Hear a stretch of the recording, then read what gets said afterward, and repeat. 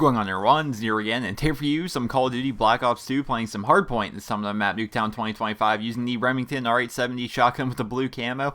This is from when I was Prestige Master. It's an older gameplay. It was during one of the Double XP weekends, because you guys don't know, during Double XP weekends on Black Ops 2, which we have one of those coming up next weekend, I think, they bring back the Nuketown 24/7 playlist. And I usually whore it out. I usually whore out Nuketown because I love Nuketown. Nuketown is one of my favorite maps in Call of Duty. It was just such a good map in Black Ops 1, and the fact they brought it back into Black Ops 2 was a really cool thing for me because it was a map that I've already spent so much time learning and so much time playing on in Black Ops 1 that I was just instantly ahead of the curve. Right, against most people who maybe didn't play Black Ops as much as I did.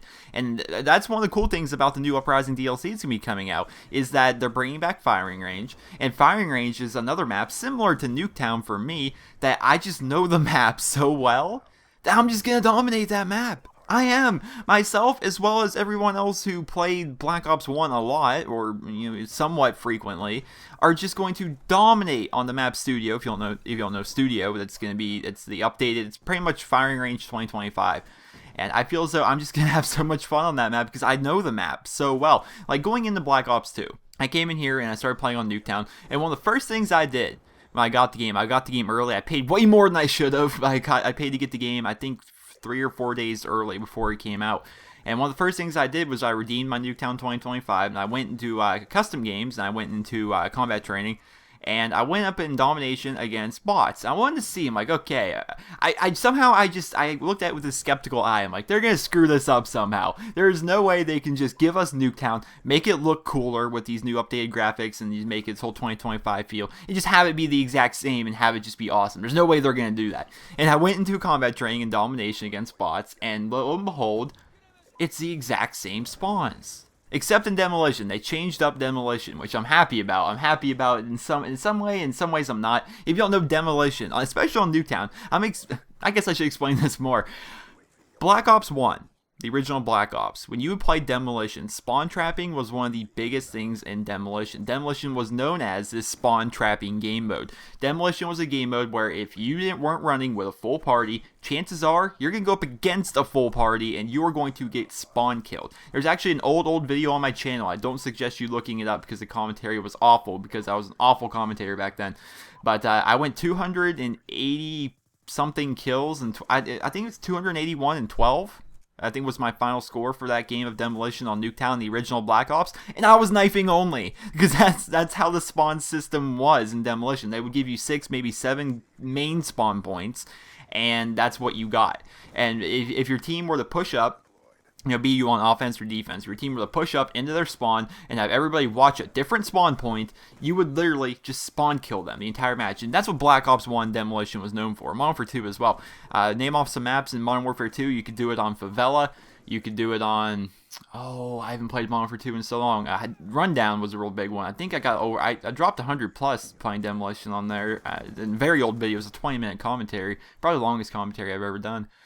I can't remember all the Modern Warfare 2 maps. If you guys know, leave them in the comments. But I know in Black Ops 1, you can do it on Nuketown, you can do it on Firing Range, you can do it on Havana, you can do it on Jungle, Summit to an extent. Just the maps were set up that way, whereas you would just spawn kill people. And they did change that aspect of the spawn system for Nuketown that made so in Demolition you can't spawn kill them as easily, although you still can. You still can. But it's not as easy. You're not going to be spawn knifing people. But I was happy with that, right? I was happy with the fact that they didn't change around Nuketown. Like the spawn system in like Black Ops 2, or in Modern Warfare 3, really, the way it's set up is like in Domination. Like you push too close to their flag, all of a sudden the enemy team's spawning, in the middle of the map, or they're spawning back on your back flag or something like that. It doesn't really happen that way on Nuketown, and I'm hoping for Firing Range 2025 for the new map Studio. I'm really, really, really hoping that it's the exact same style of a spawn system, because you guys seen it. If you guys haven't seen it, there's probably going to link at the end of this video, as well as it's on my channel. I took the trailer for the Uprising DLC, and I did a shot-by-shot remake, which took forever. You guys have no idea how freaking long that took, especially since I've never used a dolly cam before. But I did a shot-by-shot remake of what Studio looks like. in Black Ops 2, and then I went into Black Ops 1, went into theater mode, and I did like a shot-by-shot remake of the trailer showing what studio would look like if it were in Black Ops 1, where everything is on firing range as compared to where everything is on studio. So it was kind of a cool thing. I think that's definitely an awesome thing. So the map itself is exactly the same. Like every little nook and cranny is still the same. There's still the same holes here. You know, in the building, they call it the saloon. There's a hole in the seat. There's holes like up in the walls. Those same holes are in the original Black Ops on the firing range. So that's just how it works. Everything is like the exact same. Here's the question: is it going to be the same as Nuketown, like it is now? Like it's the exact same spawn systems, or is it going to be different? I'm assuming it's going to be the same. I'm hoping it's going to be the same. Because maps like that where I just have an idea of where the hotspots are, which you learn that over time, but when you're learning what the hotspots are of the map, you know, you can just do well in any game mode. For example, Hardpoint was not a game mode in Black Ops 1. It's similar to Headquarters in a way, but I didn't play a whole lot of Headquarters, to be perfectly honest. But yet, I'm always comfortable playing Black Ops 2, wherever the game mode is on Nuketown, because I know where the frequent spawn points are at. I know where's somewhat safe areas of the map as compared to high traffic areas. And that's just kind of how it goes. And I'm really hoping for firing range that it's going to be that same idea. We're going to get that same feel when Studio comes out in the Uprising DLC. So hopefully that's going to be a cool thing. And right there, I just tied off of, I think it was 25. I think that's my 25 kill streak. I actually used that in an older video called Nero Nukem Returns, which is kind of a mini series here on my channel. Whenever I get a 25 kill streak or better using kind of the shotgun class, I mean, I was using a lot of AN94 I picked up right there, but basically using the shotgun class, I do like this Nero Nukem video, which is like a homage to Sandy Ravage, what he does. If you don't know Sandy Ravage, he was really popular in Modern Warfare 2. He's still relatively popular today. But he really rose to prominence during Modern Warfare 2. What he would do is like take like Metallica music and like have this Duke Nukem style theme to his videos. He would even rarely do commentary, and he would just have this Duke Nukem style theme to his videos where he would just run around with the shotgun, get retarded amounts of kills, or maybe not the shotgun. Sometimes he would use like the FAMAS, or he was basically just a huge badass gameplay guy. He was like ahead of his time. Nowadays, everybody seems to be about gameplay, which I don't think I fall under that category anymore. What would you guys say? Would you guys say that I fall into the category of a gameplay guy?